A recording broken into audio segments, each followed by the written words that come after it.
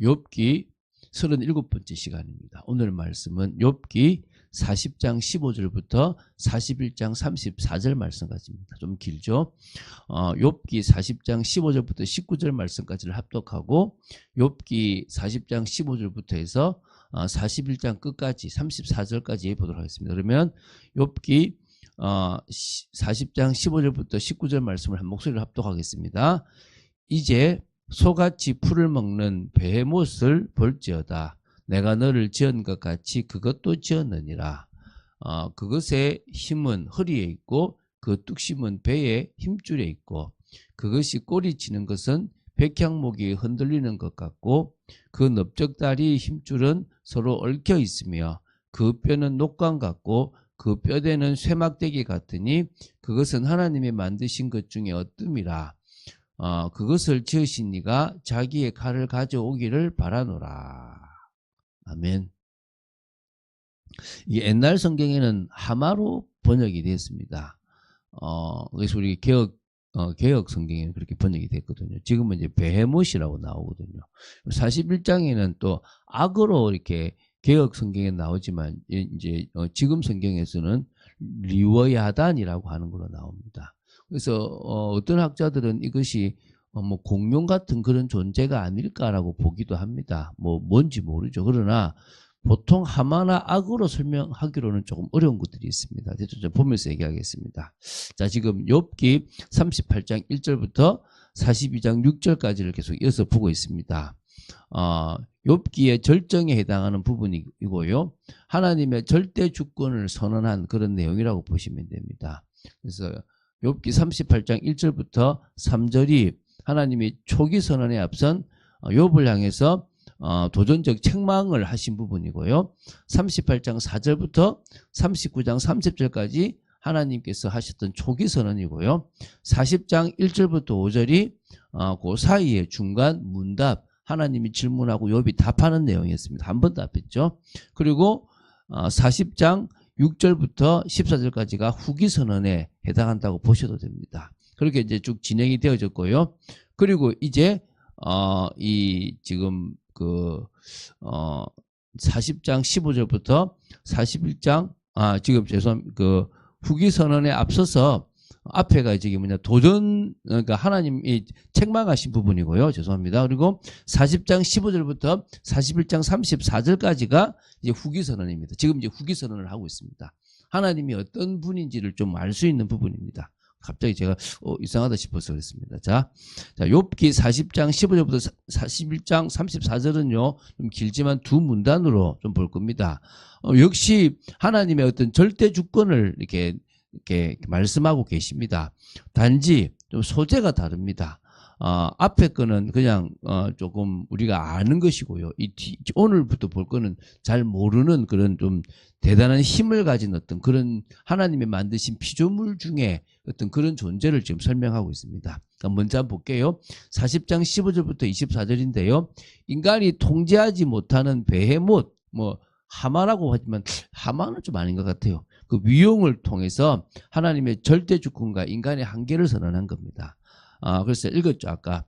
이제 소같이 풀을 먹는 베헤못. 그러니까 소같이 풀을 먹으니까 하마지 않겠냐라고 반 것뿐이죠. 모릅니다. 그 당시에 있었던 동물인데 지금은 사라졌는지도 모르죠. 그죠? 내가 너를 지은 것 같이, 인간을 지은 것 같이 그것도 지었다. 그것의 힘은 허리에 있고 그 뚝심은 배의 힘줄에 있고 그것이 꼬리치는 것은 백향목이 흔들리는 것 같고 대단한 겁니다. 이게. 그러니까 하마가 아무리 힘이 좋아도 그 꼬리가 백향목 같지는 않을 거 아니겠습니까? 그렇죠? 그 넓적자리 힘줄은 서로 얽혀 있으며 그 뼈는 녹간 같고 그가 크죠. 되게 그 뼈대는 쇠막대기 같으니 하마도 그렇지만 하마로서 설명하기가 어렵죠. 그렇죠? 자, 그리고 또 설명합니다. 그것은 하나님의 만드신 것 중에 으뜸이라. 그것을 지으신 이가 자기의 칼을 가져오기를 바라노라. 모든 들짐승들이 뛰노는 산은 그것을 위하여 먹이를 내느니라. 우리가 보통 하마나 이런 존재도 사자나 이런 존재에 비하면 안 되잖아요. 근데 어뜸이라 그랬어요. 다 먹이라 그죠. 그죠. 그러니까 그 위에 어떤 존재인 것 같아요. 그것이 연잎 아래나 갈대 그늘에서나 그러니까 늪 속에 엎드리니 이러니까 아 함하겠다라고 본 거죠. 연잎 그늘이 덮으며 시내버들이 그를 감싸는도다 이렇게 나온 겁니다. 자 그러면서 이제 또 이 인간이 이 배못을 지배할 수 없다라고 지적했죠. 지금 우리 하마는 우리가 좀 지배하잖아요, 그죠? 강물이 소용돌이 칠지라도 그것이 놀라지 않고 요단강 물이 쏟아져 그 입에 들어가도 태어나니 이거 보통 우리가 뭐 공룡이라고 봐도 될 만큼 크죠. 그것이 눈을 뜨고 있을 때 누가 능히 잡을 수 있겠으며 갈고리로 그것의 코를 꿰를 수 있겠느냐? 하마는 잡죠. 뭐 갈고리 같은 걸로 잡을 수 있잖아요. 다른 차원의 것입니다. 그런 존재를 이야기하면서 그럼 누가 만들었냐? 내가 만들었어 라고 얘기하시는 겁니다. 41장 1절부터 34절 좀 긴데요. 또 인간이 통제하지 못하는 리워야단이라고 하는 그 개혁 성경에는 악으로 번역됐는데 악으로는 말이 안 되는 거죠. 근데 여기서는 차라리 이제 리워야단이라고 번역한 게 더 나은 거죠. 그 위험을 통해서 하나님의 절대 주권과 인간의 한계를 또 선언했습니다. 읽어보면서 볼게요. 내가 낚시로 리워야단을 끌어낼 수 있겠느냐? 노끈으로 그 혀를 맬 수 있겠느냐? 너는 밧줄로 그 코를 깰 수 있겠느냐? 갈고리로 그 아가미를 꿰 수 있겠느냐? 그것이 어찌 내게 계속하여 간청하겠느냐? 부드럽게 내게 말하겠느냐? 어찌 그것이 너와 계약을 맺고 너는 그를 영원히 종으로 삼겠느냐? 안 된다는 거예요. 계약도 안 되고 종으로 삼을 수 없다는 거죠. 내가 어찌 그것을 새를 가지고 놀듯 하겠으며 내 여종들을 위하여 그것을 메어두겠느냐? 못한다는 거예요. 어찌 장사꾼들이 그것을 놓고 거래하겠으며 상인들이 그것을 나누어 가지겠느냐? 가질 수도 없는 존재죠. 악어는 여러분 이미 빼길 수도 있지 않습니까? 아닙니다. 내가 능히 많은 창으로 그 가죽을 찌르거나 작사를 그 머리에 꽂을 수 있겠느냐? 안 된다는 거예요. 그 손을 그것에게 얹어보라. 다시는 싸울 생각을 못하리라. 아예 엄두가 안 나는 거죠. 공룡 정도가 돼야 되겠죠. 그죠? 참으로 잡으려는 그의 희망은 헛된 것이니라. 그것의 모습을 보기만 해도 그는 기가 꺾이리라. 사자보고 두렵긴 하지만 기가 꺾이진 않잖아요. 근데 존재 보면 꺾이겠죠. 그죠? 자, 또 보겠습니다. 아무도 그것을 격동시킬 만큼 담대하지 못하거든 누가 내게 감히 대항할 수 있겠느냐? 야, 그 리워야단한테도 안 되는데 그 리워야단을 만든 나한테 너희들이 대항하겠다는 거냐 이 말이에요. 여러분 인정하십니까? 여러분 우리가 인정해야 돼요. 하나님이 이 세상을 만드셨고 그 만든 피조물 중에 우리가 있다니까요. 그것부터가 우리가 생각해야 될 가장 중요한 시작이라는 거예요. 누가 먼저 내게 주고 나로 하여금 갚게 하겠느냐? 온 천하에 있는 것이 다 내 것이니라. 갚을 수 없다는 거예요. 하나님이 안 주시면 여러분 지금 여러분이 입고 있고 먹고 있는 거 여러분 가지고 있다고 하는 모든 것들 다 하나님께로부터 왔습니다. 뭘 말하겠습니까? 내가 그것의 지체와 그것의 큰 용맹과 늠름한 체구에 대하여 잠잠하지 아니하리라. 내가 말하겠다 이 말입니다. 누가 그것의 겉가죽을 벗기겠으며 그것에게 겹재가를 물릴 수 있겠느냐? 제갈 못 무긴다는 겁니다. 누가 그것의 턱을 벌릴 수 있겠느냐? 그의 둥근 이틀은 심히 두렵구나. 예, 제가 좀 그의 즐비한 비늘은 그의 자랑이로다. 뭐 비늘이 있다고 하니까 근데 사실 악어는 비늘이 있지 않지 않습니까? 그죠?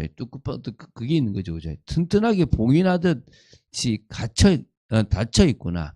그것들이 서로 달라붙어 있어 바람이 그 사이로 지나가지 못하는구나. 서로 이어져 붙었으니 능히 나눌 수도 없구나.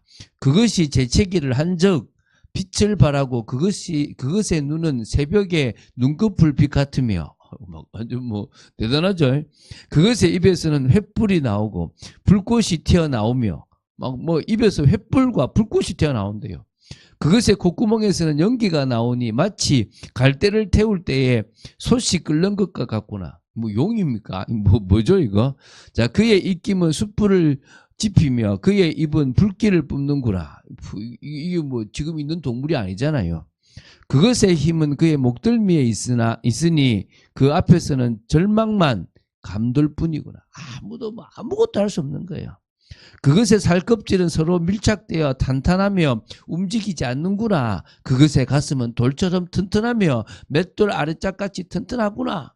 그것이 일어나면 용사라도 두려워하며 달아나리라. 이런 존재가 있다는 거예요. 칼이 그에게 꽂혀도 소용이 없고 창이나 투창이나 화살촉도 꽂히지 못하는구나. 아무런 효력을 발휘하지 못한다는 거예요. 그것이 쇠를 지푸라기 같이 노슬 썩은 나무같이 여기니 화살이라도 그것을 물리치지 못하겠고 물맷돌도 그것에게는 겨같이 되는구나. 어찌 보면 이런 존재를 하나님께서 없애주셨으니까 지금은 못 보는 거죠. 있었으면 우리가 뭐 큰일 났겠죠. 그죠? 그것은 몽둥이도 지푸라기가 같이 여기고 창이 날아오는 소리를 우습게 여기며 그것의 아래쪽에는 날카로운 토기 조각 같은 것이 달려있고 그것이 지나갈 때는 진흙바닥에 도리깨로 친 자국을 남기는구나. 뭐 이렇게 공룡 발자국을 남겼다 이 말입니다. 깊은 물을 소체 물이 끓음 같게 하며 바다를 기름병같이 다루는도다. 그것의 뒤에서 빛나는 물줄기가 나오니 그는 깊은 바다를 백발로 만드는구나. 모든 존재 진짜 나중에 가서 한번 봅시다 이거죠. 세상에는 그것과 비길 것이 없으나 그것은 두려움이 없는 것으로 지원받았구나. 지금 사자하고 이런 잽도 안 되는 거예요. 이게 지금 그것은 모든 높은 자를 내려다보며 모든 교만한 자들에게 군림하는 왕이니라. 이런 왕이 있었다는 거예요. 그 존재를 만든 분이 하나님이고 그 하나님을 누가 대적하겠습니까? 이걸 듣고 나서 네 잘못했습니다. 오늘 우리가 그런 존재가 돼야 되는 거예요. 우리가 그런 존재. 그런 존재가 안 되면 우리는 답이 없다는 거예요.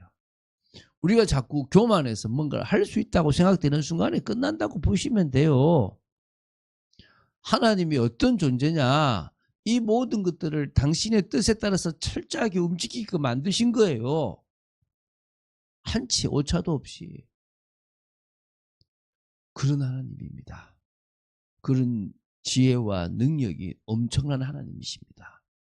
그 하나님이 우리에게 고난을 주십니다. 이유가 왜 없겠습니까? 이유가 없어도 되는데 이유가 있으십니다. 욥이 진짜 신앙이란 걸 보여주기 위해서 그렇게 하셨어요. 그렇죠. 하나님이 영광 받으시기 위해서 그렇게 하셨어요.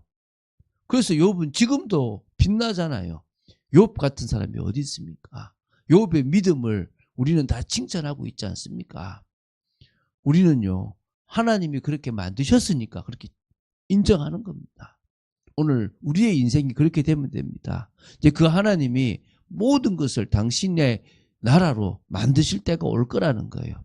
그것이 도래할 때가 온다는 말입니다. 그때까지 우리에게 주신 사명 감당하고 우리 믿음의 길을 걸어가면 되는 거예요. 할렐루야. 그런 의미에서 여러분 이 새벽을 깨우면서 오늘도 하나님 저희들의 걸음이 걸음걸음 되게 하시고 제발 우리가 내 과거에 받지 못했던 사랑, 같이 있지 못했던 것 때문에 상처 속에 있지 말고 하나님 나라의 백성으로 빨리 들어갈 수 있는 축복의 저희들이 되어야 될 줄로 믿습니다. 그런 응답을 누린 여러분 되시기를 주 예수 그리스도 이름으로 축원드립니다. 주는 그리스도시요 살아계신 하나님의 아들이심을 고백합니다. 감사합니다. 저희들이 어떤 존재인지를 욥기를 통해서 인식하게 하심에 감사합니다. 이유 없는 고난을 받아도 감사합니다라고 할 존재가 저희들임을 고백합니다. 또 하나님께서 주신 모든 것들은 하나님의 분명한 이유와 뜻이 있음을 믿고 감사하며 나아가면 될 줄로 믿습니다.